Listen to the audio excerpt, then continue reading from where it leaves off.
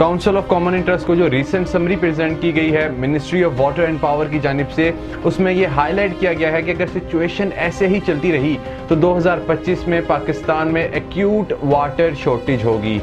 IMF के मुताबिक Pakistan already उन कंट्रीज की फहरिस्त में तीसरे नंबर पर है जो कि इस वक्त सीरियस वाटर शॉर्टेज फेस कर रहे हैं। एक्सपर्ट्स के मुताबिक ऐसी सिचुएशन पाकिस्तान के लिए टेररिज्म से भी ज्यादा खतरनाक है। इस इशू के ऊपर बहुत कम बात हो रही है, मगर आज मैं आपके सामने कुछ फैक्ट्स रखने वाला हूँ।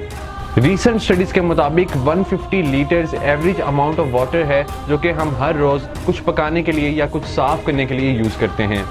70% of fresh water is used to produce the food we eat. Pakistan में साफ पीने का पानी तकरीबन 30% पॉपुलेशन को अवेलेबल है। जरूरत इस बात की है कि हर शख्स को एहसास होना चाहिए कि वो हर रोज तकरीबन कितना पानी वेस्ट कर रहा है। अगर हम इसी तरह पानी को वेस्ट करते रहे तो हमारा दुनिया में सर्वाइवल मुश्किल हो जाएगा। हम पाकिस्तान के लिए मजीद प्रॉब्लम्स क्रिएट करेंगे।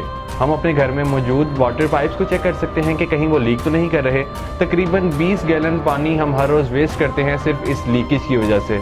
हम तो अक्सर टैप को ओपन छोड़ देते हैं। हमारे घर में मौजूद बच्चे भी पानी के साथ खेल रहे होते हैं जिससे कि बहुत सा पानी वेस्ट होता है। इस बात का ख्याल रखें कि अगर आप कोई डिश वॉश कर रहे हैं, अगर आप शेव कर रहे हैं तो आप पानी कम से कम इस्तेमाल करें।